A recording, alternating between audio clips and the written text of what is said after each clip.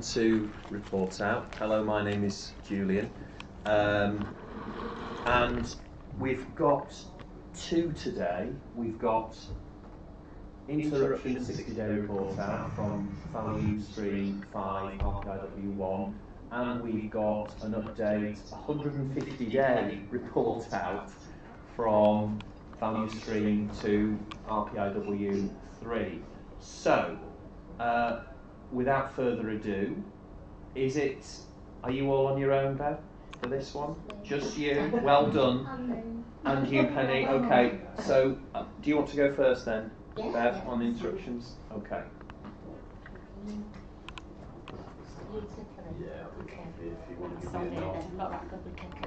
Hello, my name is Bev and I'm matron in acute medicine, and we are Value Stream 5 RPIW1, which is entitled Interruptions. So Value Stream 5 is looking at all patients getting a consultant review within 14 hours. And RPIW1 was originally looking at investigations and did junior doctors order tests that a consultant might not order.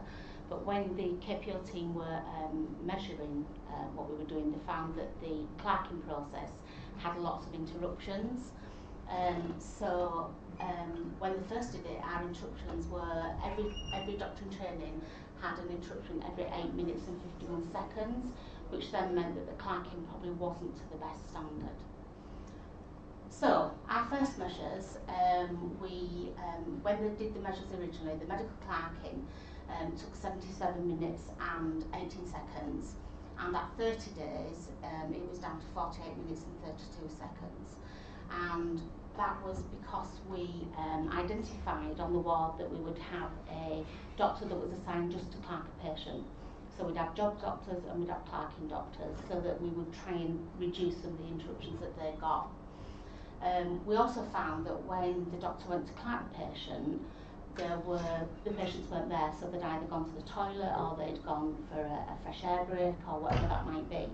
So we put a measure in there to say that when the doctor was ready to go clerk someone, they'd just go to the patient, give them a 5-minute warning and say, we're going to come and clerk you in 5 minutes, can you please make sure you buy your bed?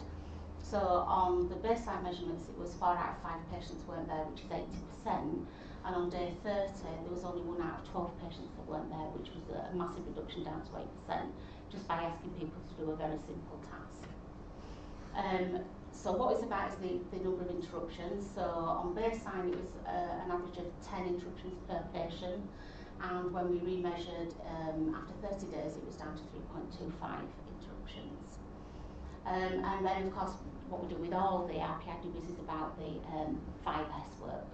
So we started some of that, and we wanted the work to focus on the operation rooms where the doctors were, because the boards were so full of, if you go on to the next one, Jim, I think it's, the boards were so full of, you can see on the left hand side, so full of lots of numbers and lots of writing that nobody could find anything. So this is the example of the 5S in the ops room, where we've got much more organised and down by departments as well, so it's easy for people to find. We've not completed the 5S work yet because it's a work in progress, and I think because they've started on one area, it's sat over there, they now want to roll it out to lots of different areas on the ward, so we feel that that's a work in progress. So updates so far, the staffing boards and the process boards. The process board was us saying how the CSU was at that time, so everyone had a knowledge of what was happening within our CSU, so they knew what work lied ahead really.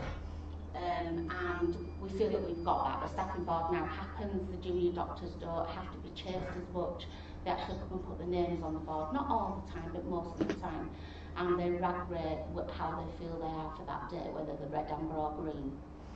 The medical notes were not always available, so we did a priority list so that nobody other than the consultant could have the medical notes at the beginning of the day, so that the sick patients and the patients with potential discharges could be reviewed first.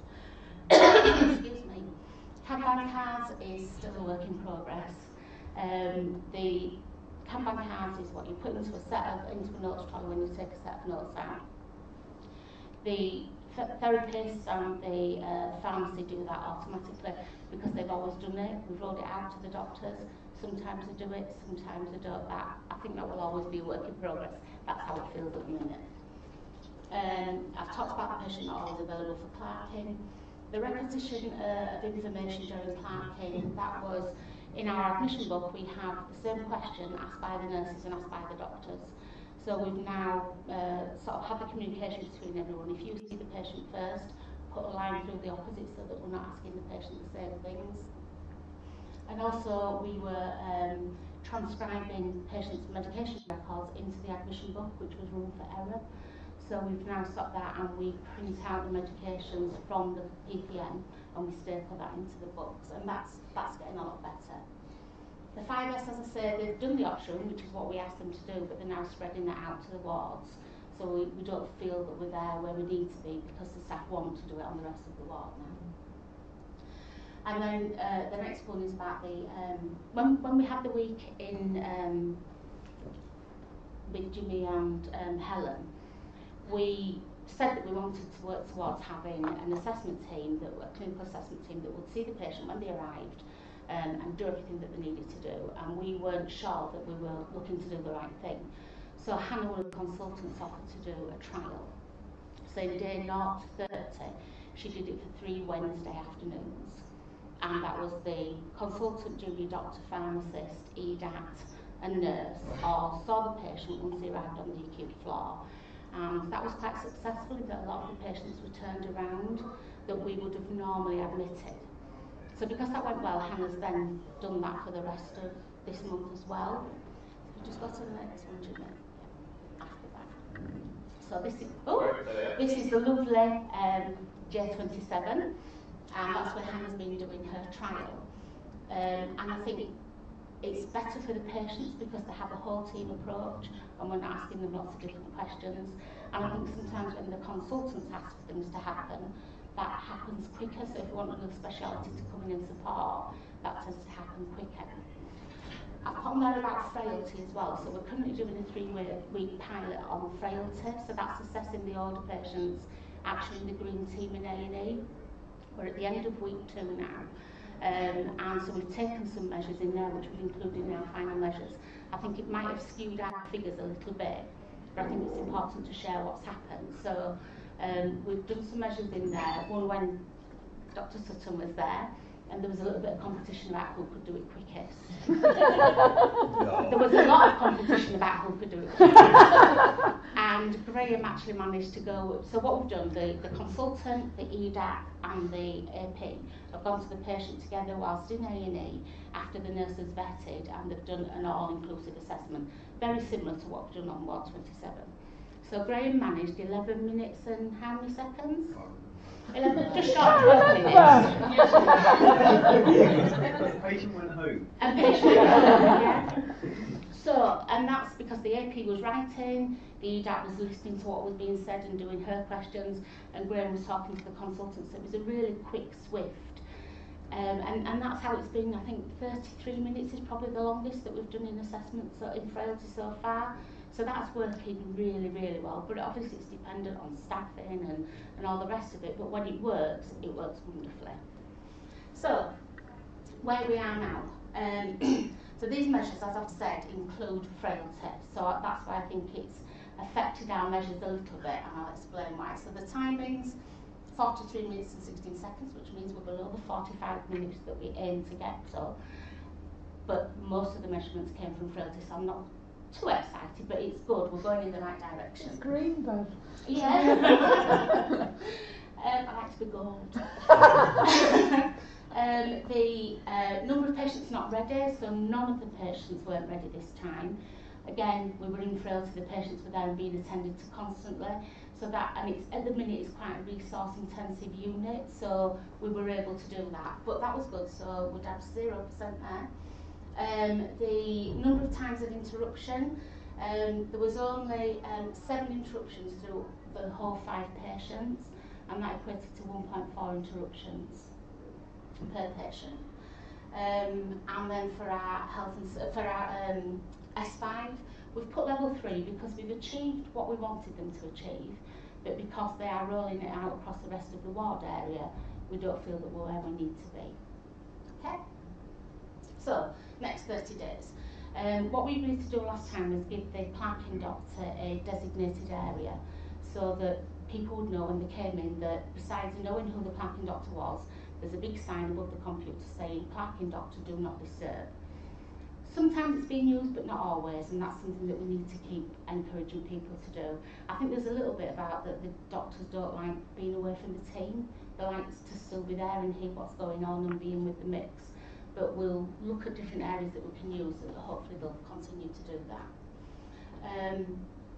We would really like to expand the trial of the MDT approach. So at the minute we're doing one consultant for an afternoon once a week. We would like to look at how we can roll that out, and we'll meet with Morag and the team to see if we can do something more with that. Frailty's got another week to go, so we'll be able to get some measures from there as well, and then we'll review how that's going. And the next thing is about rolling out the RPIW1 to the rest of the acute floor. At the minute we've got wards 27 and 29, and so we're asking the juniors to do something different on there than we are on 26 and 28. So we're currently doing the staff questionnaires and the patient questionnaires, and then once we've done that, we'll start to roll everything out to the rest of the wards. Key learning, so booking dedicated time for the nurses to do the S5, so that's been difficult to do that in with the daily job. And also having someone to take ownership, which we're asking the CSWs to do that, because that gives them that responsibility and I think makes them value the role more as well. Adam and I found that we're trying to come up with ideas of what we can do next, and we should really be including everyone that was in the team originally. So we've included us in giving people updates, but we haven't said, right, let's sit down and look at what we can do next. So we're going to send out an email and say, can we have a meeting, just to have, more heads make more effort, don't they? Making extra time for measurements. So this time we've dedicated some time for measurements. And I think probably because of frailty, last week most of the patients had been seen in the time frame that we were set to measure them. So we missed out on measuring quite a few Clarkins that we wanted to do. We only managed to get 5, whereas last time we got 12. So we'd like to do more for the 90 days to make it more reliable data. And the breadth of our communication needs to be wider. So we've shared it, I've shared it with the consultant leads and the nursing teams on the acute floor. But we feel that it's not until last week that we've actually sent out that wide communication within our CSU. So that's what we started doing, but for our next RPIW, we know that we need to do that from day one. And then just thank you. So it's like we said last time, it's to Morag for being our sponsor. It's to 27 and 29 because the sisters constantly work at making sure that this happens. And to EDAM Pharmacy because the input from them has been fantastic as well. And Pharmacy have also said how good the experience has been for them, so it's an all-round good thing. That's me, thank you. Great. Thanks.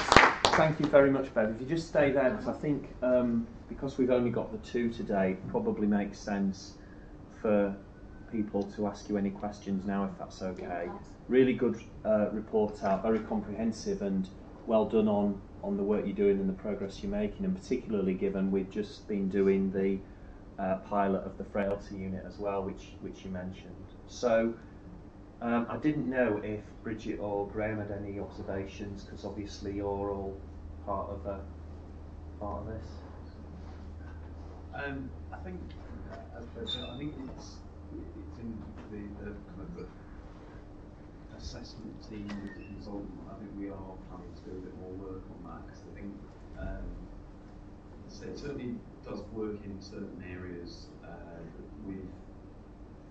with patients that you do think are going to benefit from that consultant review. I think there is a little bit of debate about when that consultant review should happen. And I think it's also making sure that the doctors in training still are learning. They're not just there as a scribe. Yeah. So, because consultant delivered service is obviously very expensive, and it's trying to make sure we do cover everything. And I know some trainees do want to have that responsibility, want to be the one who can make the decision, but that's kind of quite easy to do. That the consultant could just take a step back and see what the trainee does. And I think it is trying to link the frailty work with the work that Hannah and Mari's been doing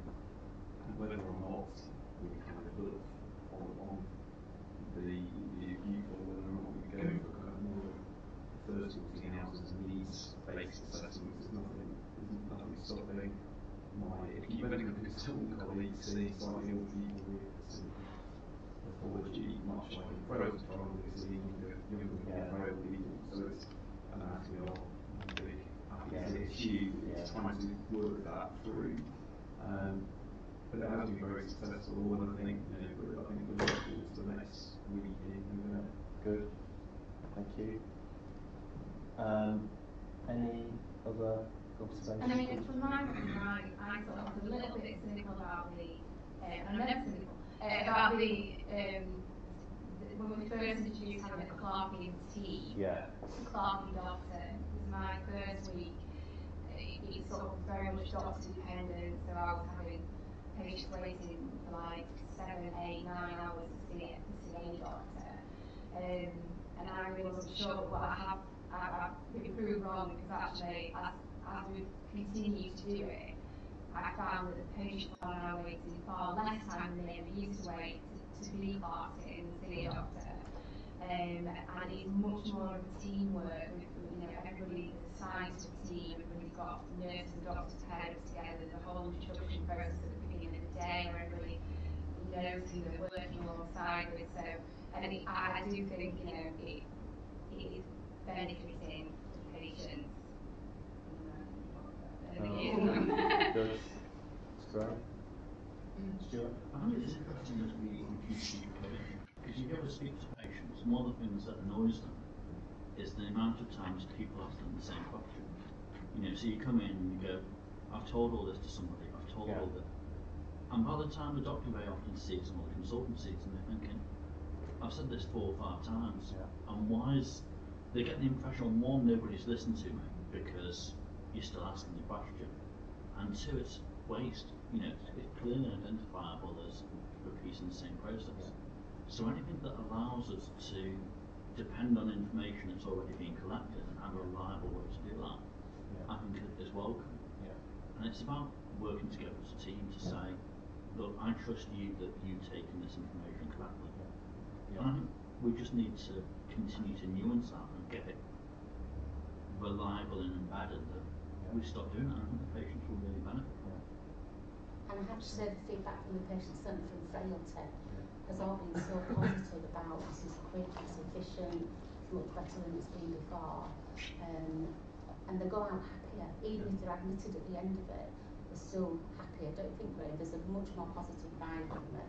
Well, because I think you're not having the ED team saying one thing, then a clerking doctor, nurse, then the junior doctor, then the consultant, then the discharge lead. So it is much, you only do that so once, which I think is much better. Great. Joe and Yvette. Commented in one of the slides about the still getting difficulties to get people released to do bits of it, and you use 5S as your example. 5S is such a visual, almost cultural statement when you get it right to an area that we're working differently, that it's an investment, and it may be a little bit more expensive and completely inside the financial reality of August 2017.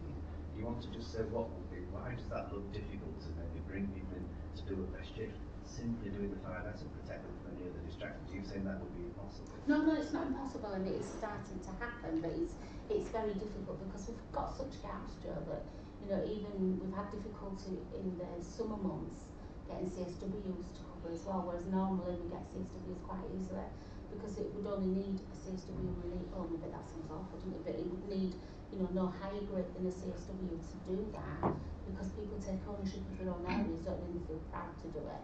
So I think we've done some bits, but I think because the wards want to do more, you have to be realistic about what you can do all at once and what happens over time. So I think we're still very early in the journey, and if you go on the wards now, you will see a big difference in certain areas. I know Bridget's done their clinic room as well, so it's rolling out to different areas, and it's just, you just can't stop everything and do it, but we absolutely agree that it's important, and we just have to do it as we can. And the way we do it is we have like every poster, was it like something ridiculous, like 70 something posters on my walls, and I was going in every day to my ward and looking at it, and I did not see that there was any issue with the fact that I've got all these posters on the wall. And then I came back from annual leave and somebody had culled all my posters. But what the reaction has been now that they keep bringing these posters, and I'm saying to them, get rid of these posters. Why? I don't want them anymore. We've just had all this. So actually, everybody now is reacting to when we get this monthly delivery of posters, and we're all saying, no, no posters. We don't want that. And I released 2 staff to do 12.5 hours on my treatment rooms. Again, 5S the whole thing. Yeah. But now every single day, somebody's assigned for half an hour, and I've done that as part of the routine. Every single day, they do half an hour in that treatment room to make sure that it stays that way, so that we don't have to release somebody again for another 12.5 hours, but it's just maintained. Yeah. So it is a cultural. I think it has caught on actually. Yeah. Well, the other wards are starting to do it sort of surreptitiously. They're not admitting it, but you know that they're starting to do things, because we said, just hang fire, let's do all the rest of the data collection, all the rest of it first, but they're not. They're starting to do things. You can see the boards are changing, because they all think, I want a piece of that, and so it does roll out automatically. Very good. Yvette? Well, thanks very much, Bev and team. It's really good to see that the work you're doing is really impressive. I'm sitting here knowing that we've got the next 7-day services audit coming up in the not too distant future. It'll be early October. In fact, I'm trying to make it coincide with our perfect week. So the work that you're doing with the multidisciplinary team assessment, that's clearly resulting in more patients perhaps going home, which is great for the patients. But what about the patients who are admitted? Are we achieving more of a goal in terms of more of them being seen within 14 hours by a senior, a consultant? I think it's bound to have a positive effect in some respects, because if you see more patients initially, that's less people that need that first day review by a consultant because they've had it. So you'd hope that the patients that hadn't had that somewhere else will get seen quicker on the ward rounds by the consultant for the next day. I mean, that it's down to what staff you have available to do that, and there's only so many that we're getting through frailty. I think we're seeing about 9-10 a day in frailty. What percentage of them go home? So, well, apart from yesterday wasn't the best day, was it? But on average, we've had probably about 75% of them go home. And I think, not being disparaging to our AD colleagues, I would say of those 75%, 2/3 of those would have been admitted. So I think it's better for the patients, and I think we are still seeing people who come from frailty who get admitted. So there are those. It's better for those patients, because I think pre-frailty, those patients would have probably come off the wards late afternoon, just because of the nothing to do with the 4-hour wait. I think that's just what would have happened. So even if we had, say, had an evening ward round, we still would have been seeing that same number of patients, but in fact we're seeing them 3-4 hours earlier. So I would think our percentage hopefully will go up because there are less patients coming in. I'm sure it will still not be the magic 90%. But equally, if we do go to more of a needs-based across, so the geriatrician seeing the younger frail people and the acute medic seeing the older not frail people, I would have thought that should creep up, certainly Monday to Friday at the moment. It's always a balance, isn't it? Yeah. And it's right, what's the right thing for patients. Yeah, good. And I think we just have to keep trying to roll it out a little bit more, so we can get more than Hannah once a week on a Wednesday, even if it's twice a week. Every little bit helps. Yeah. Beth, thank you very much. That's prompted a really important discussion, and the work that you're doing is obviously having an impact on what is one of our major challenges is how we create the better flow and capacity and time and quality, and all of that is within the work that you've been doing, so well done.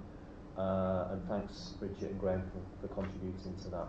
So we move on now to value stream 2, urology, and Penny, RPIW3, EDAM's 150-day report out. Yes, Yeah, it is. Hello, my name's Penny McSorley and I'm Head of Nursing for Abdominal Medicine and Surgery. As some of you may know, we've been at this for about 18 months now in AMS. We have done 4 RPIWs so far. This was we chose to look at patients with TURP, so transurethral resection of the prostate, and particularly focus on discharge of those patients. We were quite surprised by what we found when we first looked at TURPs. They were staying 3 or 4 days. They were getting information that told them they were going to stay in 4 to 5 days. And we asked the questions of why couldn't that be an overnight stay, or why couldn't that even be a 6-hour pathway for patients with TURPs. So we had our kind of our current state at the top and our future state of what we wanted. And this is just put a bit of context in. We've done 4 RPIWs. The first RPIW we looked at a pathway, a clinical pathway, and we called it checkpoints for TURP patients. And that's been really successful, done by nurses and consultants. And we've managed to reduce, we have 2 pathways for TURP patients now, a 23-hour pathway and a 6-hour pathway. There are some patients that don't meet either pathways if they've got significant comorbidities and problems, but most of them do. And we've managed to reduce our length of stay by about 56% for patients with TURPs, just by using a dedicated pathway for patients and focusing on discharge of those patients. RPIW2, we looked at the build-up for TURP operations, making sure the patients were in the right clinic at the right time. We introduced a new LUTS clinic, which is lower urinary tract symptoms clinic, where these gentlemen would come to a designated clinic, have the right tests at the right time, and fit onto either pathway. That was really successful. RPIW3, which is this one at 150 days, I think it's fair to say our progress has been a lot slower with this RPIW around EDAM. And I was struggling, if I'm really honest today, to come and report out on our progress because it's been incredibly difficult. We've since run an RPIW on TWOC, which is trial without catheter, and if anybody came to that report out a couple of weeks ago, it's making really, really good progress. So it feels like we've had 3 RPIWs where we've had real successes, and then this one, which feels really difficult, really quite sticky, and progress has been good in some parts of the newspaper and not so good in others. We've been reflecting on it quite a lot. We've had an event with Yvette a couple of weeks ago to look at our 4 RPIWs that we've done over the last 18 months and where we're going from here and what improvements we want to make afterwards. But it's clear we're going to have to go back to the drawing board a bit with this particular RPIW. Some of the things that we did on the week, on RPIW week 3 with EDAMs, was to test what does the surgical EDAM look like. And surgical EDAM is quite different from an EDAM in other specialties, and sometimes is that what we wanted was for the information to flow from theatre through to the ward and be available for the nurse or doctor on discharge. We only managed to test that pathway once on the RPIW week, and it was quite tricky. We had to man-mark the information through theatre, through recovery, through onto the ward, and managed to discharge the patient quite quickly. I think our learning from that RPIW is taking that for one surgeon and one nurse and one ward, and then trying to make that standard work across the whole of the urology services is really, really difficult. We have had some successes, and it's important to say that, and if you've been to any of the other report outs, our pharmacy colleagues have worked really well on this RPIW around 5S in medicine storage areas. We now have the use of pre-packed medications for patients, which makes discharging much quicker. We have our pharmacy team dispensing one-stop medications for patients, so rather than waiting until the day of discharge to start with prescribing medicines, it's been done by our pharmacy prescribing colleagues much earlier in the stay. Those patients use those medications and then they're available on discharge. And we now write to all patients that we don't offer any routine over-the-counter medications on discharge. So if the patient's got those at home, we don't routinely prescribe those out, and that's in the pre-assessment packs now. we introduced a process of nurse-led EDAMs, i.e. nurse-led authorisation of EDAMs, and that appeared to work quite well, but we ran into some difficulties where a couple of nurses missed things on EDAMs. So I'd signed off the EDAMs, patient had gone home, and then we realised the patient's on bridging therapy, doesn't have an outpatient appointment for the warfarin clinic, and it starts to fall down. And I think our nursing reflection on it is that we need to go back to the drawing board a bit with that and say, what does that look like, and have we got any competencies in place for the nurses to be able to do that? We have had some successes with some of our clinicians. I think it's fair to say Steve Prescott, who was the consultant involved, has been really involved in this, in trying to write an EDAM in theatre. That is our ultimate goal, and our ultimate aim is that the EDAM process is started in theatre, and whatever goes into that op note for a patient currently has to be transcribed across into the EDAM. We would love to have a system where that's written out once and it pulls across into the EDAM, but we're not there. And that information flows through to the ward, can be checked by nursing staff, particularly for TURP, and can be verified and signed off by the nursing staff. Steve is very engaged in this, I think it's fair to say, and he's got this system working, trying to upscale that to all the consultants and all the registrars that perform surgery. Is a big feat for us currently at the moment. So we are hitting, I think, with this RPIW some real rocks at the moment, and we have had a bit of a stop the line conversation of, is this progressing how we want it to? We've had some successes, but the actual success of reducing the time for EDAM is proving really, really difficult. There's times when I've said, I don't think we can look at this, it's just too difficult. I think the difficulty is it's multi-professional, it involves medicines, it's on wards, and some of my wards are very busy and very stretched at the moment. But when we go round, we still hear from patients about how long it takes to do an EDAM. And I walked around this week and spoke to some junior doctors in urology who were also telling me their difficulties of trying to get EDAMs done. So it does still feel like this is the right thing to focus on, but we're going to have to go on a bit of a stop the line and say, did we get our measures right on the RPIW week itself? We only tested the process once, and we came out with a newspaper with about 13 actions on it, some of which were really, really big. So we think we may need to narrow the focus of this RPIW down, have a stop the line next week and say, where are we with it? And focus on some more actions going forward.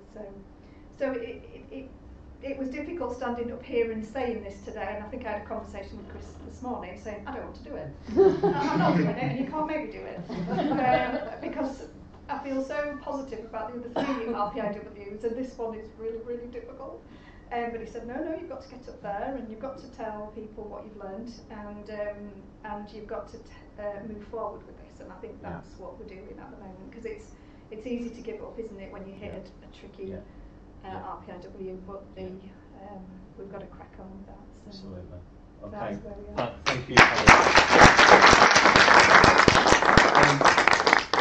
I guess I'd want to say, I think it's really important that you've been able to share the challenges with us, and well done, seriously, for doing that, because I think it's courageous to share the difficulties to report out when we know that the Leeds improvement method will encounter in many areas real difficulties.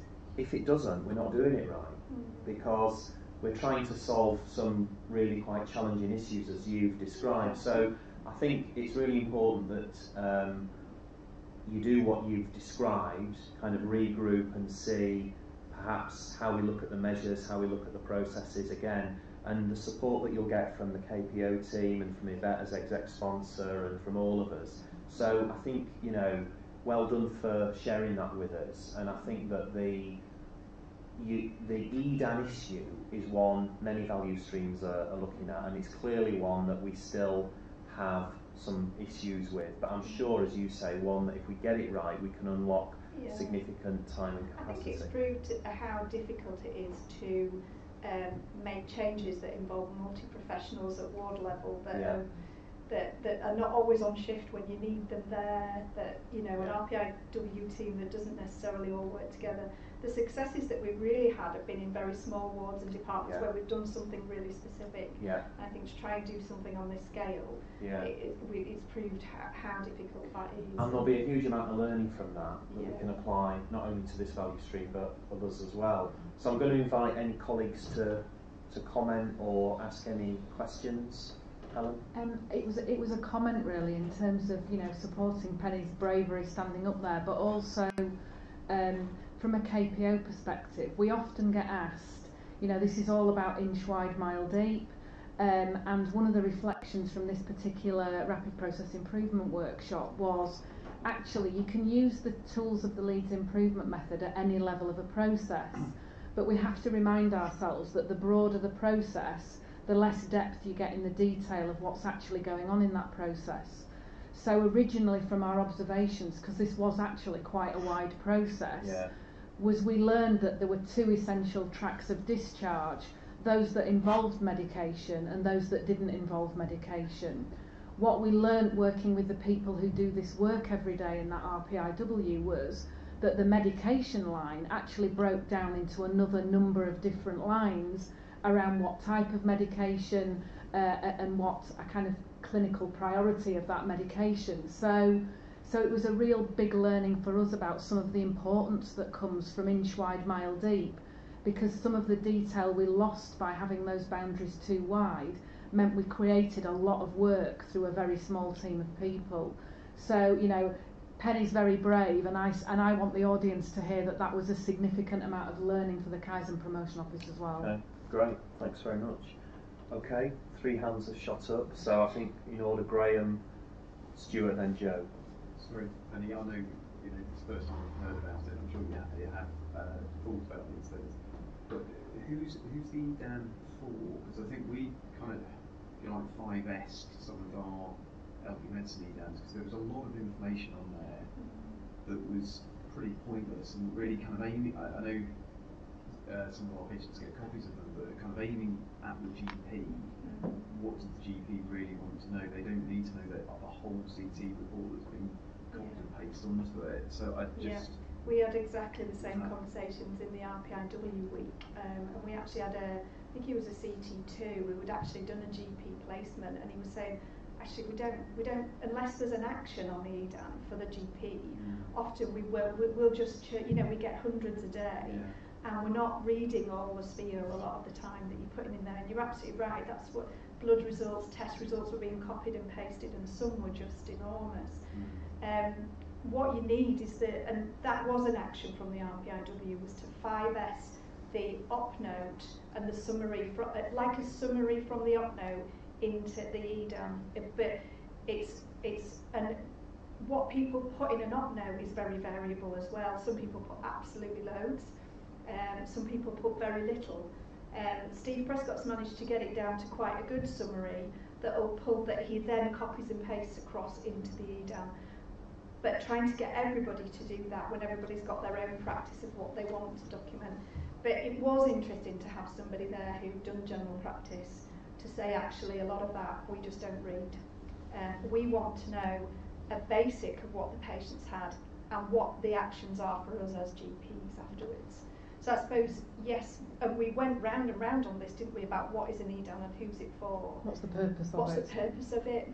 And it is about a transfer of care and communication. Nurses get very nervous when they start typing into EDAMs, but we're trying to encourage them to put the follow-ups in there and any wound care issues in there, because that wasn't happening. The nurses really weren't touching it. And actually there's some really important things that the nurses need to put in there and communicate. And trying to move away from, does it need to be a junior doctor all the time that does it, you know, or an advanced nurse practitioner? Is there some of our patients are so straightforward, they don't need any medications, they've had a very straightforward operation that if the op summary is in there and there's a quick check over in the morning, it can go, you know. But we still know when we measured it, the decision to discharge was being made about 8 in the morning. the doctor wasn't getting back until after 1 o'clock in the afternoon, after the very long surgical ward round, to then come back and start the EDAN at 1 o'clock. So average time they were going out the door was about 5 after processing and what have you. So it's a really good question, because we went round on all of that loop about who's this for. Stuart? Just listening to Helen, it strikes me this process isn't an inch wide. You know, that actually there's several different processes going on all at the same time. You just wonder whether we broke it up into individual processes and say, like, this bit we will apply the Leeds improvement method to. That bit we will apply the Leeds improvement method to. In the same way you do in any other process, of breaking it down into individual constituents. And what we've done at the start is say the EDAM process is the process, and it's not one process. And what we need to do is take a couple of steps back and really good point, Stuart. And I should at the beginning have just introduced Marlon, who's here as our new sensei from the VM Institute. Now I'm sure those are questions that we can engage you with, Marlon, in terms of your support in helping us work through this in the value streams, and how we do that, and how we do make sure we're addressing it at the right kind of level and scale, and ensure that those processes that combine, we're tackling them in the right way to get at the outcomes that we all want. Joe, and then we'll need to wind up. Okay, actually, it was going really back to the emotional dimension, Penny, that you've been explaining. Is there something you could feed into the wider system that helps manage expectation for groups starting this work? I've heard EDAMs appear like pantomime villains in a lot of these different things. So, setting aside EDAMs, any other piece of work they're trying to do, could you almost bring new learnings out to say you're going to get to a point when it doesn't work, and what do you do next? Yeah, I think the key is what you look at on your RPIW week and making sure your scope is right, and also trying to get as many of the actions that you can get done that week, because I think the difficulty with clinical teams anyway, when everybody goes back to their normal daily work, even just the ability to get this RPIW team together with shift patterns and on-call and annual leave and everything else, just that in itself is really tricky. So I think don't almost give yourself too much to do afterwards, and I think that's what we did with this RPIW. There was 13 things on the newspaper that are all, that honestly some of them could be RPIWs themselves because they're that big. So I think that's the learning for us, is narrow your scope down and try and get some really good, like what Bev's done, some good traction on the actions during the week, so then it's much easier to start with the standard work. Yeah, I think that's the learning for us, is I think there's probably 3 or 4 more RPIWs in this piece of work that you could just focus on in a week. Yeah. Okay. Penny, thank you very much. Right, well done.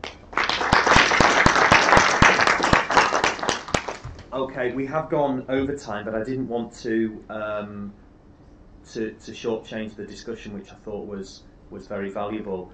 There are fewer of us this week, obviously holidays and so on, but I think that's promoted actually perhaps a more free-flowing discussion about both of the report outs that we've had, which has been valuable, and I hope from your point of view, Bev and Penny, there's some things in there which we can take away and gives you further encouragement to continue with what we're doing. Thank you everyone for coming this lunchtime, and we'll see you at the next report out in a week's time, Helen? 2 weeks. In 2 weeks' time. Okay, we'll notify you of date and location. There it is. Thanks very much. Just in time. Yeah. Thank you.